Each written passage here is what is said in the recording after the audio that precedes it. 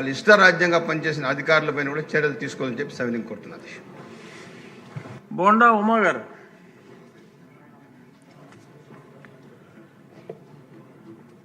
ధన్యవాదాలు అధ్యక్ష. సెంట్రల్ నియోజకవర్గంలో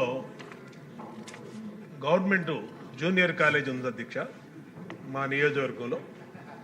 దాంట్లో మా నియోజకవర్గంలో పేద వర్గాలు ఎక్కువ అధ్యక్ష. అంతా ఆటో డ్రైవర్లు, తాపీ మేస్త్రులు, రోజువారీ కూలీలు చేసుకునే వాళ్ళు ఎక్కువ అధ్యక్ష.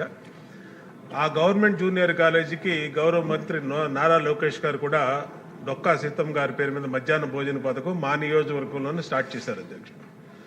దానికి ఏంటంటే అధ్యక్ష, ఇప్పుడు ఆ కాలేజీ డిగ్రీ కాలేజ్ చేయమని మా రిక్వెస్ట్ అధ్యక్ష. Junior college inter first year second year ఉంది అధ్యక్ష. డిగ్రీ కాలేజీని అడిషనల్ బిల్డింగ్స్ ఒక 15 కోట్లు నిధులు పెట్టి శాంక్షన్ చేసే అధ్యక్ష డిగ్రీ కాలేజీ వస్తుంది అధ్యక్ష. ఆ ఏరియాలో ఎక్కడ గవర్నమెంట్ కాలేజీ డిగ్రీ కాలేజీ లేకపోవటం వల్ల ముఖ్యంగా ఆడపిల్లలు చాలా ఇబ్బందులు పడుతున్నారు అధ్యక్ష. అట్లాగే పక్కనే హాస్టల్ కూడా ఉంది అధ్యక్ష. ఈ బీసీ హాస్టల్ ఉంది అధ్యక్ష ఈ చదువుకునే పిల్లలకి. ఆ హాస్టల్ కూడా దానికి కూడా నిధులు కేటాయించమని అడుగుతున్నాం అధ్యక్ష. కనీసం కాంపౌండ్ వాళ్ళు మిగిలినటువంటి ఆటలు కూడా గౌరవ మంత్రి లోకేష్ గారు వచ్చినప్పుడు 20 లక్షల రూపాయలు శాంక్షన్ చేశారు అధ్యక్ష. దాన్ని సంవత్సరం పాటు అది చేసి కంప్లీట్ చేశారు.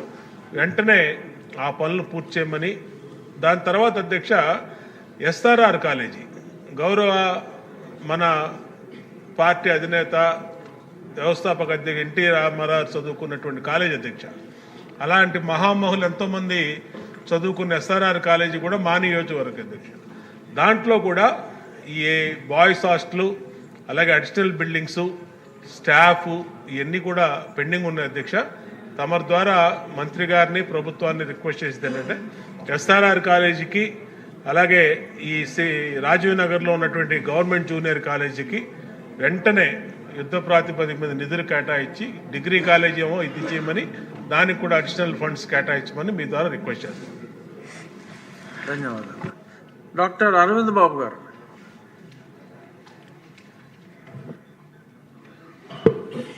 అధ్యక్ష ధన్యవాదాలు.